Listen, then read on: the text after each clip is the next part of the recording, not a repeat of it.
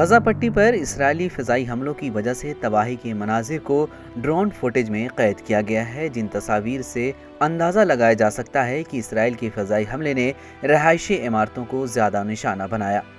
یہی وجہ ہے کہ اسرائیلی حملے میں کل 256 افراد شہید ہو گئے ہیں، جن میں 69 بچے اور خواتین بھی شامل ہیں۔ سیمنٹ کے پلر پر کھڑے مضبوط رہائشی مکانات اور دفاتر کی عمارتیں اسرائیلی دھماکوں سے مکمل طور پر منہدم ہو کر ملبے کے ڈھیر میں تبدیل ہو گئیں۔ ڈرون فوٹیج میں صرف ملبے کا ڈھیر ہی نظر آ رہا ہے۔ حملے کے کچھ حصے پر حماس کے جھنڈے بھی لگائے گئے ہیں۔ الوداع اسٹریٹ میں 3 عمارتوں کو اتنے زبردست دھماکوں سے منہدم کیا گیا جس میں کم از کم 42 افراد شہید ہو گئے تھے۔ 10 مئی سے شروع ہونے والی لڑائی میں یہ سب سے مہلک ترین حملہ تھا۔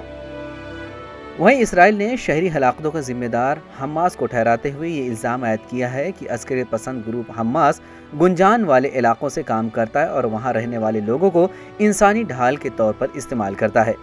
اسرائیل کا مزید کہنا ہے کہ وہ شہری ہلاکتوں کو کم سے کم کرنے کی کوشش میں حملے سے پہلے انتباہات بھی جاری کرتا تھا۔ اسرائیل کے اس دعوے کے باوجود اسرائیلی فضائی حملے نے متعدد رہائشی عمارتوں کو نشانہ بنایا، جن میں حماس کے اہلکاروں کے گھر بھی شامل ہیں۔